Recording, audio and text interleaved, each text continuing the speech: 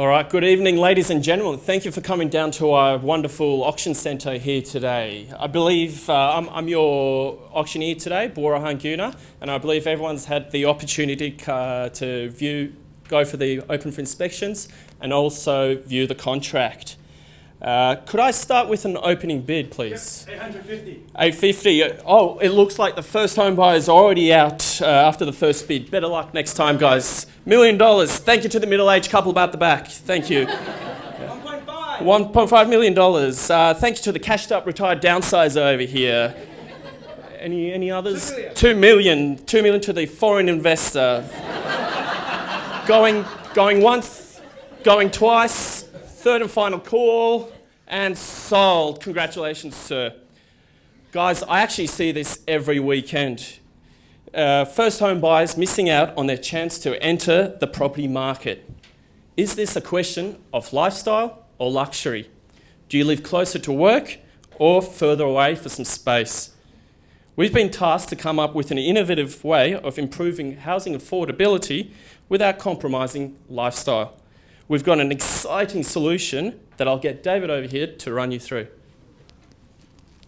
Thank you. Well, firstly, here's a bit of a reality check for everybody. $100,000 wouldn't even buy you the floor space the size of this screen in the Sydney CBD. As you can see, size really does matter.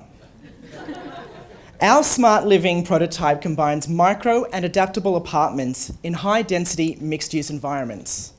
The idea is that you purchase floor space in a building with the adaptability to customise the internal layout through movable walls. Fold your bed down, slide your wall across, and you're in your living room. Slide across again and you have access to your wardrobe. Keep sliding to reveal your kitchen or your dining room, all within the same space. Smart apartments give you all the amenity of a much larger apartment in a compact and efficient footprint. But why stop there? Smart living applies to your entire building. Say, for example, your neighbours are moving out. Why not purchase their floor space and join it to your own? Smart buildings allows prefabricated apartment pods to stack on top or attach to the facade of the existing structure, directly responding to supply and demand pressures. And we're not just talking about reducing the size of apartments here. It's ensuring we get the greatest efficiencies within the space we currently have. Why live bigger when you can live smarter? A couple of friends of mine, John and Sally, just bought their first home on the outskirts of Sydney. They did have a little bit of help from their parents. They bought a 4-bedroom, 2-bathroom home with a double garage and a big backyard. All of this just for the two of them. Neither of them drive, nor do they even own a car. The other 3 bedrooms are used as a spare, an office, and a DVD storage room, and the last time I visited, all I heard were complaints about having to mow the lawn.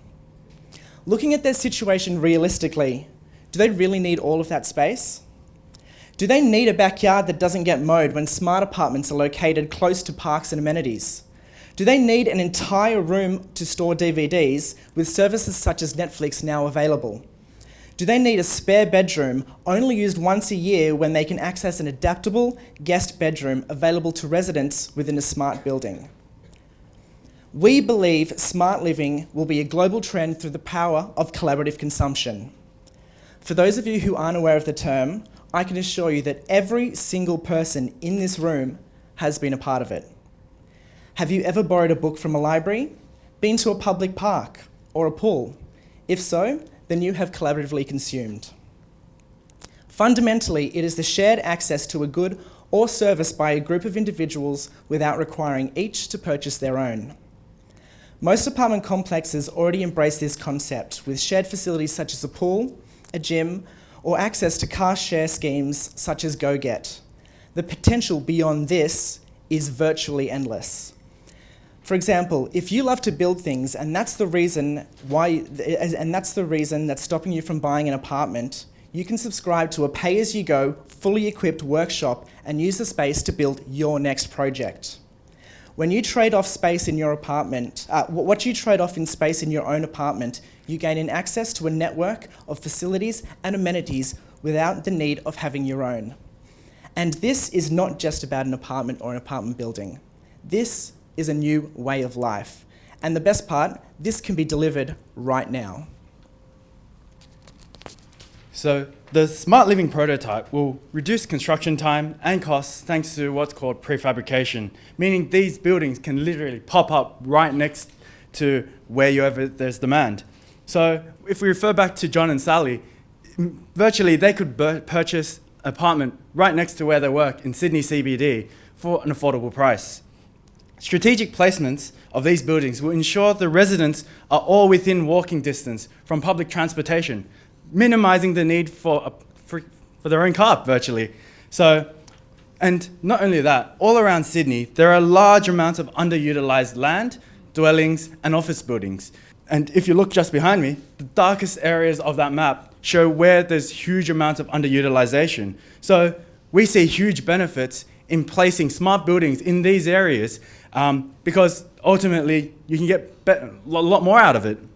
And in so, we're enabling Sydney to become a world-leading city in efficiency and housing affordability. So I guess to make smart living a reality, we need to engage both the public and the private sectors to ensure that funding to delivery and operation isn't just a concept, it's something that can be rolled out with the right approvals. Okay, so you're probably wondering, elephant in the room. What's to stop investors from coming in and taking the whole lot? Well, virtually, even if they do purchase every smart building, ultimately we'll build more. And the more we build, the more supply there is. And the more supply there is, ultimately rents will go down and pricing will also go down. And that just results in a positive outcome for housing affordability. Smart living unites the concepts of micro and adaptable living, prefabrication and collaborative consumption as one solution. Micro living, less floor means lower prices. Adaptable living provides improved lifestyle flexibility. Prefabrication brings products to the market quickly and for less. Collaborative consumption means no compromises to lifestyle. All of these can improve housing affordability in Sydney without affecting lifestyle, and the concept can begin tomorrow. So, I ask you, can I have an opening bid?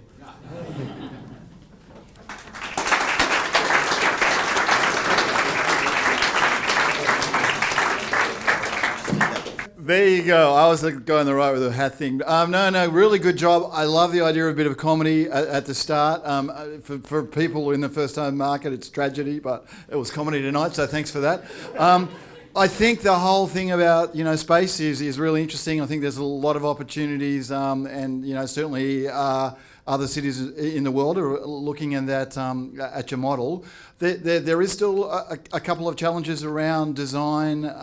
You've still got to get light into apartments. We know that if people live in places without light, it can do weird things to them.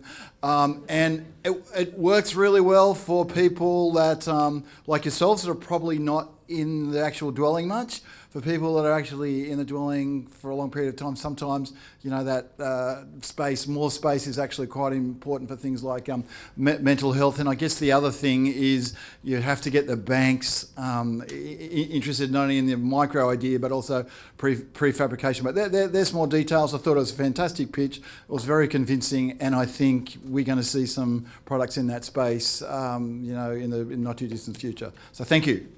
Can I just say something really quickly?